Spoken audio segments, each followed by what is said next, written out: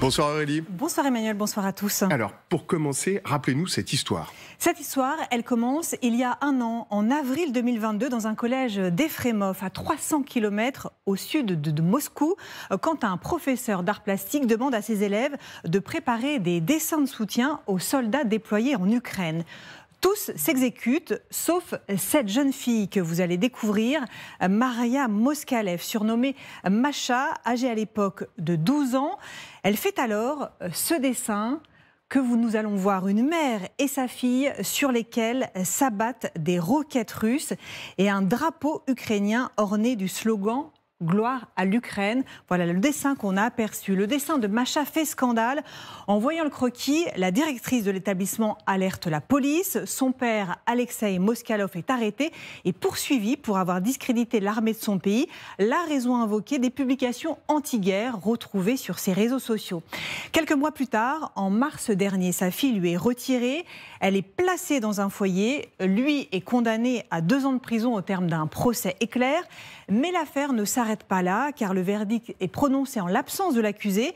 La nuit précédente, Alexei Moskalev, assigné à domicile, arrache son bracelet électronique et prend la fuite. Moscou affirme l'avoir retrouvé et arrêté la semaine dernière près de Minsk, en Biélorussie. L'élément troublant, c'est qu'hier, une nouvelle audience devait se tenir à Efremov pour trancher sur ses droits parentaux. Mais Alexei Moskalev n'a pas été présenté par les autorités russes. Alors, est-ce qu'on sait aujourd'hui où il se trouve ? Non, impossible de le savoir. Même ses avocats n'en savent rien. Est-il en Biélorussie dans l'attente de son extradition ou déjà rapatrié en Russie et gardé au secret? D'après Moscou, il est toujours en Biélorussie. Il se trouve actuellement dans un centre de détention provisoire dans la ville de Jodino, au nord-est de Minsk. Jusqu'ici, on était également sans nouvelles de sa fille. Aucun de ses proches n'avait eu de contact avec elle depuis début mars, lorsqu'elle avait été retirée à son père. Mais hier, Maria Lvova-Belova, la commissaire russe aux droits de l'enfant, a publié cette photo, la jeune fille en compagnie de sa mère, qui est soudainement réapparue, alors qu'elle n'avait pas vu Masha depuis 7 ans et qu'elle n'avait jamais souhaité s'en occuper. Alors, quelles sont les réactions en Russie à cette affaire ? Eh bien, l'affaire suscite une mobilisation rare en Russie. En témoigne cette pétition en ligne lancée pour réclamer le retour de l'enfant chez son père. Elle a déjà recueilli, vous le voyez, plus de 147 000 signatures, ce qui est beaucoup dans un pays où être anti-guerre est condamné. Hier, cette jeune femme avait fait le déplacement au tribunal d'Efremov pour venir exprimer son soutien à Alexei Moskalev et à sa fille, en brandissant, vous le voyez, le dessin comme un symbole. Elle a été très rapidement arrêtée et condamnée à une amende de 50 000 roubles, 560 €, pour avoir discrédité l'armée russe.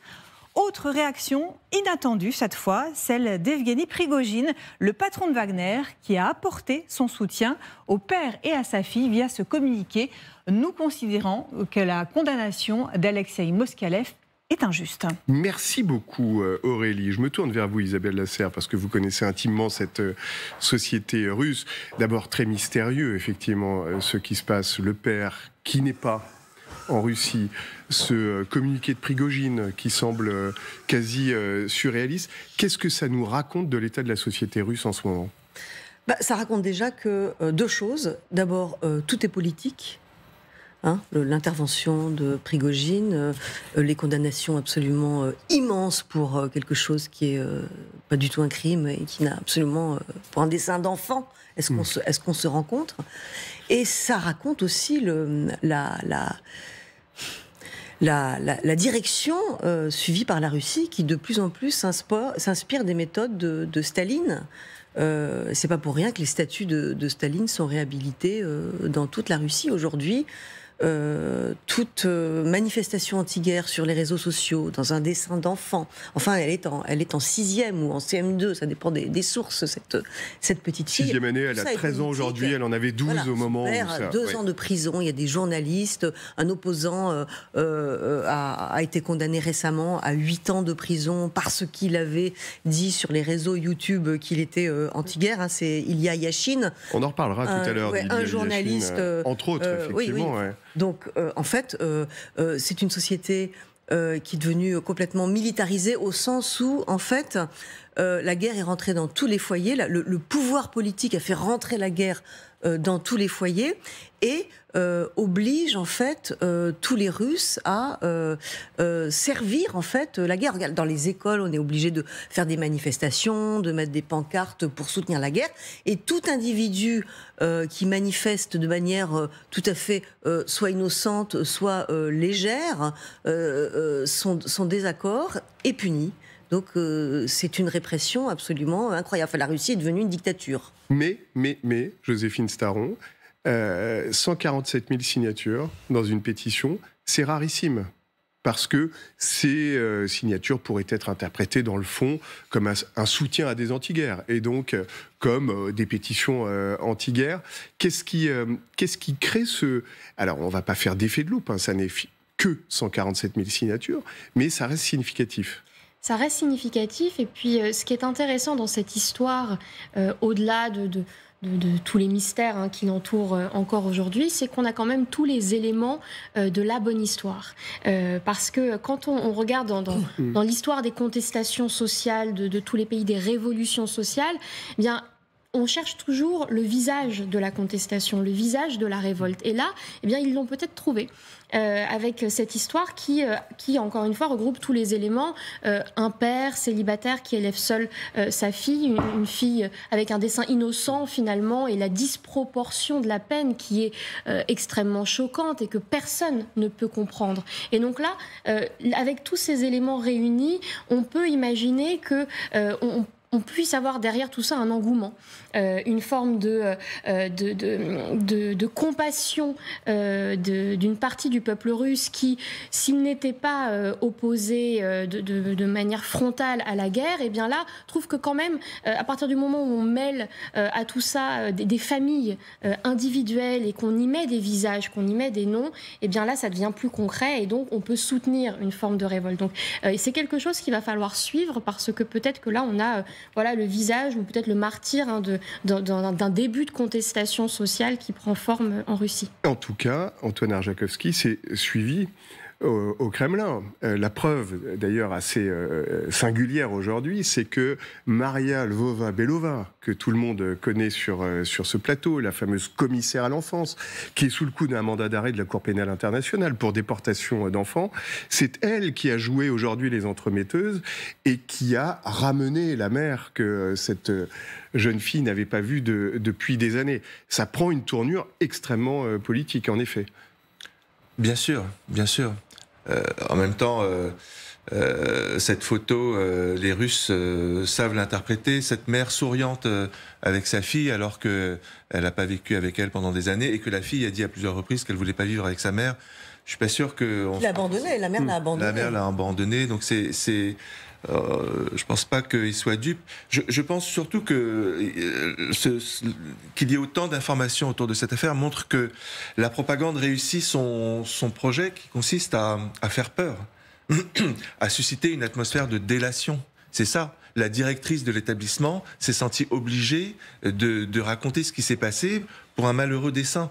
Donc je suis assez d'accord avec ce qu'a dit Isabelle. On revient dans les années staliniennes, où on glorifiait ce Pavlik Morozov, ce petit garçon qui dénonçait ses parents qui n'étaient pas communistes et qui est devenu un héros dans toutes les villes d'Union soviétique. Là, c'est une affaire différente, mais c'est le même objet, c'est-à-dire susciter la peur à travers la délation et faire en sorte que les Russes soient tétanisés de dire quoi que ce soit. Et d'ailleurs, une jeune femme aujourd'hui a manifesté devant le tribunal. Elle a aussitôt été arrêtée et condamnée à une amende. Et d'ailleurs, ce qui est intéressant, c'est que sur le dessin de cette jeune femme, qui est une prof, c'est marqué Poutine mange les enfants. Oui. Poutine есть детей. Ce qui là, pour le coup, là, on le voit sur l'écran, n'a pas été commandé par le Kremlin.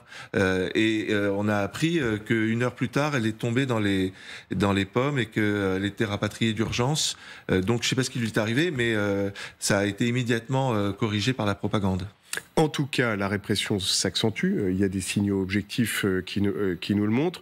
Par exemple, aujourd'hui, un des opposants, Kara-Murza, se voit infligé, alors pour l'instant la peine n'a pas été prononcée, mais en tout cas il risque jusqu'à 25 ans de prison. C'était un proche de Boris Nemtsov, donc c'est quelqu'un d'important dans cette galaxie des opposants, pour le crime d'agent de l'étranger. Il y a une résonance avec l'ennemi du peuple du temps de l'URSS, Pierre Servan.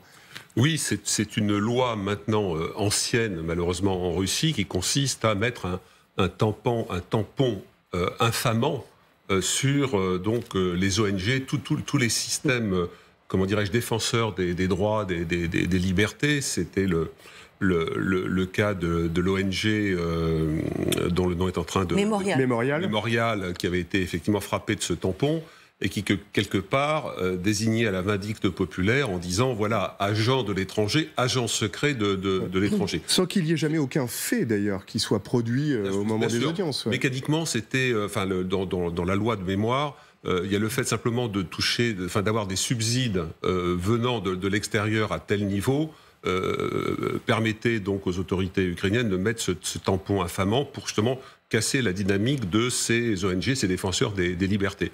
Et donc, vous avez raison de le souligner, c'est toute une politique depuis longtemps, mais qui s'est accentuée depuis la guerre, parce que la Douma légifère à tour de bras, donc le Parlement russe légifère à tour de bras, pour multiplier tout type d'infractions.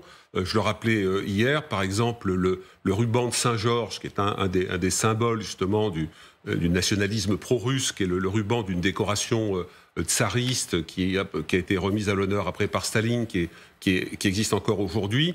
Si vous refusez de le porter lors d'une journée patriotique, ou si vous avez un comportement ou un propos qui peut critiquer un bout de ruban, ça peut vous valoir des amendes. C'est aussi dérisoire qu'un dessin, soit dit en passant. Voilà, c'est à peu près la même chose. Et si vous me permettez, juste sur le dessin, donc on rappelle la période stalinienne où c'était monnaie courante, mais c'est également le système nazi, où les enfants étaient invités à dénoncer leurs parents si leurs parents mettaient en cause le régime, le Führer ou la victoire. Et ce qui est particulièrement ignoble dans cette affaire, je dirais un mot sur Prigojine très rapidement, c'est qu'avant d'arriver à la directrice, il y a d'abord eu l'institutrice.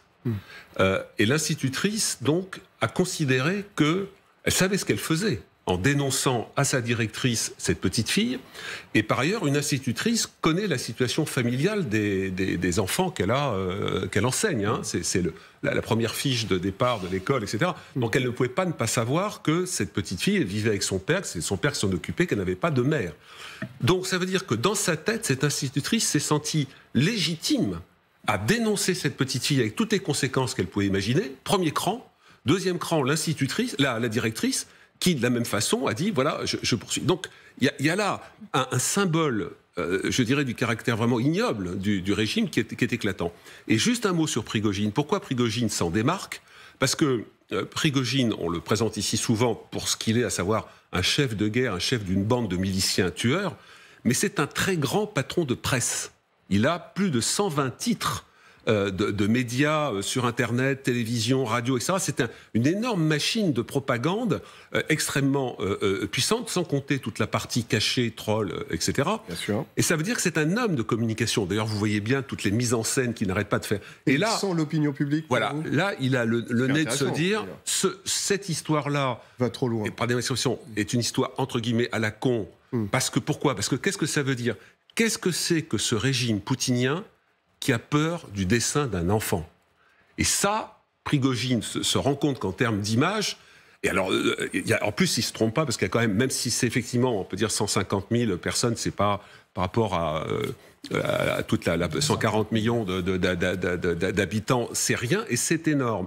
Et donc, d'où le rétropédalage auquel on assiste. Mais le point important... Pour vous, c'est parce qu'il y a une forme de rétropédalage que le père n'a pas été extradé. Alors là-dessus, je ne sais pas. On peut l'imaginer. Est-ce que Loukachenko, qui est aussi un finot, le président dictateur mal élu de Biélorussie, où le père aurait été arrêté, etc., est-ce que lui aussi, qui est tout à fait au fait de ces problématiques d'influence, d'image, etc., est-ce que finalement il n'a pas extradé le père ? Mais là-dessus, je n'ai aucune information. Mais voilà, c'est à la fois un symptôme terrible, dramatique, atroce, et Poutine, qui est assez attentif malgré tout à ce genre de choses, a peut-être commandé déjà le rétropédalage. Alors, je reviens aux opposants. On le disait, Kara-Murza risque 25 ans de prison. On verra le verdict. Vous parliez, Isabelle Lasserre, d'Ilia Yashin, effectivement, en décembre dernier. On l'avait vu d'ailleurs souriant. Ça avait provoqué, on le voit dans le box des accusés le 9 décembre, on le voit sourire peut-être en forme de provocation, juste avant d'être condamné à 8 ans et demi de prison. C'est la peine la plus importante qui a été prononcée pour un opposant sur la foi simplement de son sentiment anti-guerre et de quelques déclarations. Oui, mais c'est les procès politiques qu'on a vus à la période stalinienne et effectivement chez les nazis, en fait, où il suffit d'être soupçonné ou d'avoir prononcé une phrase contre le pouvoir pour être jeté en prison, sans autre forme de procès. Enfin, c'est terrible, mais c'est le visage de la Russie aujourd'hui. Et il y a une aggravation, en fait, de mois en mois. C'est-à-dire que, une aggravation... les peines, en tout cas, ont tendance à être en ce moment, il y a un grand nombre d'opposants et de journalistes qui sont visés. Mais c'est aussi les assassinats réguliers qui ont commencé il y a très très longtemps. Enfin, c'est une société qui étouffe absolument la moindre forme de contestation dès qu'elle commence, quoi. Le but, c'est de la tuer dans l'œuf avec des méthodes qui sont radicales. Le jour de ce verdict de Yashin, il y a une femme que tout le monde connaît, qui proteste et qui d'ailleurs va être condamnée à nouveau à une amende. Cette femme, c'est la fameuse femme à la pancarte. C'est comme ça qu'on l'a désignée en Occident, Marina Ovsianikova, celle qui avait, vous le voyez, brandi cette pancarte à 1 heure de grande écoute. Elle a été condamnée, elle, à des amendes. J'ai envie de dire, pardon, l'adverbe est sans doute idiot, simplement des amendes, des assignations à résidence. Elle a réussi à fuir le pays, elle est aujourd'hui à Paris. Est-ce que entre un opposant politique qui peut avoir une organisation derrière lui et, j'allais dire, une simple citoyenne, il y a 2 poids 2 mesures? Isabelle et Joséphine. Le problème, c'est que sur cette personne, il y a différentes interprétations de son geste. Donc,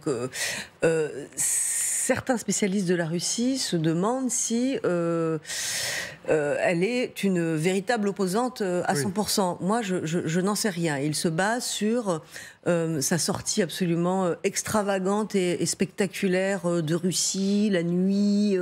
On ne sait pas très bien, elle a été plus ou moins sortie par Reporters sans frontières, on ne sait pas très bien ce qui s'est passé. En tout cas, si on prend simplement les condamnations, elles sont très différentes. Elles sont très différentes, parce que si ces gens-là ont raison et qu'elle n'est qu'à 80% une véritable opposante, il est normal qu'il y ait une différence. Moi, je n'en sais absolument rien. Quant sinon, les condamnations, elles peuvent aller de 2 ans à 8 ans. Ça dépend. Je ne pense pas qu'il y ait de véritable logique. La véritable logique, c'est que quand c'est quelqu'un qui dérange complètement, comme Navalny, on se débrouille pour le mettre hors de nuire, absolument, pour très longtemps et à 100%. Oui, ce qui est le cas de Yashin aussi, qui était proche de Nemtsov, on l'a déjà dit, mais de Kasparov aussi. Enfin, il y a cette galaxie des opposants. Est-ce qu'ils sont plus durement frappés que le citoyen qui va dans la rue avec une pancarte ou qui...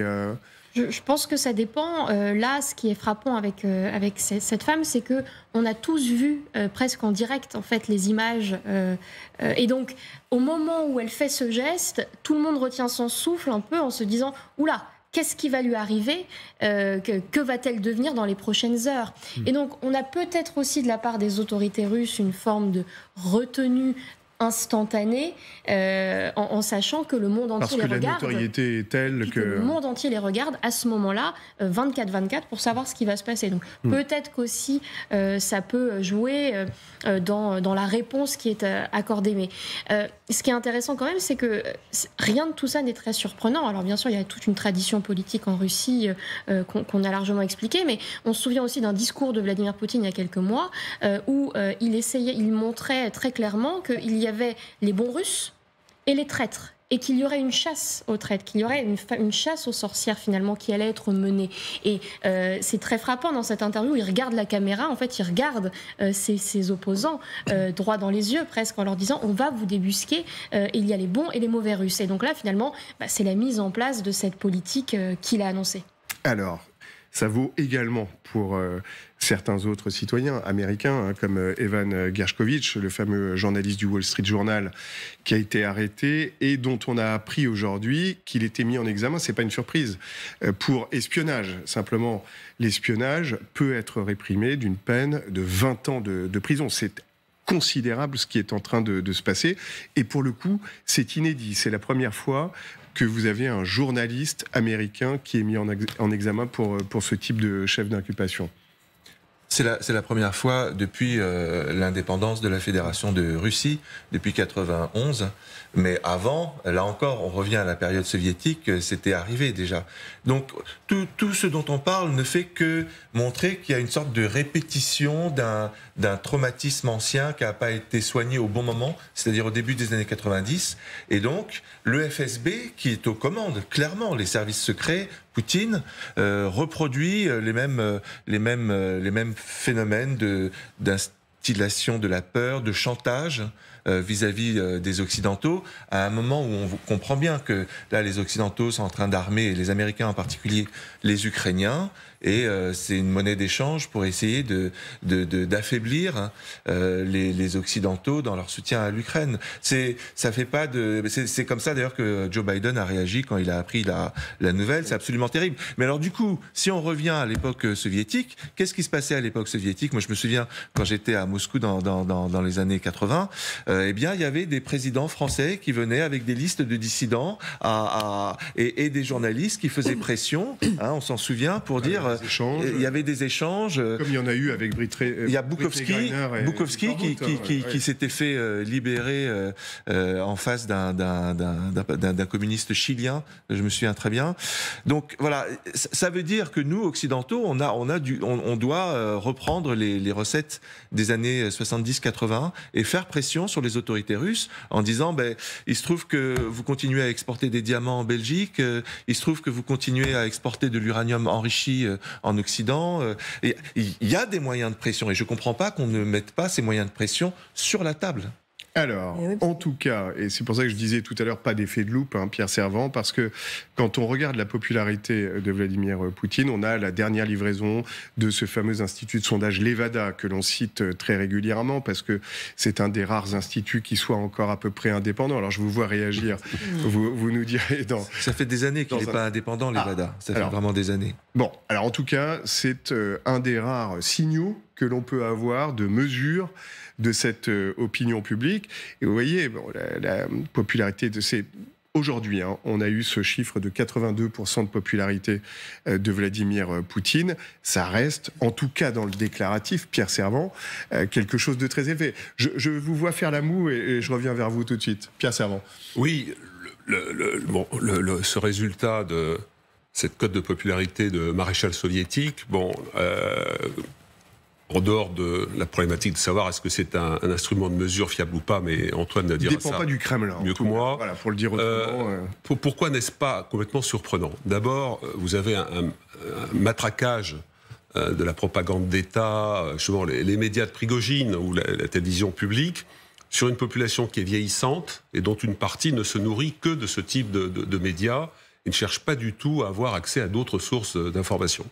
Après, vous avez certainement une grande masse de passifs, cette masse qui était dénoncée par Anna Politkovskaya, donc cette journaliste, politologue, femme de lettres, assassinée par le pouvoir ou par la nébuleuse autour du pouvoir, parce qu'elle avait travaillé notamment sur les crimes de l'armée russe en Tchétchénie, mais qu'elle travaillait également sur la façon dont le système poutinien endormait les masses. C'est-à-dire tout ce travail, à la fois par la peur, vraiment il faut relire les livres. Jean-François Boutors, qui est souvent sur notre plateau, a été l'éditeur d'Anna Politkovskaya, et il faut relire Anna Politkovskaya parce qu'elle décrit complètement cette mécanique qui est poutinienne, qui est à la fois un mélange de la mafia enfin des systèmes mafieux, d'où poutiniens, et des systèmes des services de renseignement, des services secrets, plus l'héritage de la tradition soviétique. Et donc ce mélange, si vous voulez, c'est une espèce d'étouffoir et en même temps de message en disant au peuple, écoutez, rappelez-vous Helsinki, c'était épouvantable, avec moi, au moins, vous touchez vos pensions de retraite, etc. Et ne vous occupez pas des choses pour les grands. Et puis après, vous avez toute la masse des opposants qui sont partis. Donc, quand vous prenez tout ça, et puis vous avez, dernier point, sur la peur dont je parlais, toutes ces mesures, les condamnations, les arrestations immédiates. J'ai un de mes contacts à Moscou qui m'expliquait que récemment, comment dire, pas récemment, il y a quelques semaines, quand il y a eu des manifestations spontanées pour apporter des fleurs sur une statue qui est une statue ukrainienne, quelques jours après une frappe sur une ville ukrainienne, il me disait, il suffit qu'une personne arrive avec une fleur, il y a 4 voitures de flics qui lui tombent sur le dos. Donc il y a une volonté d'étouffer.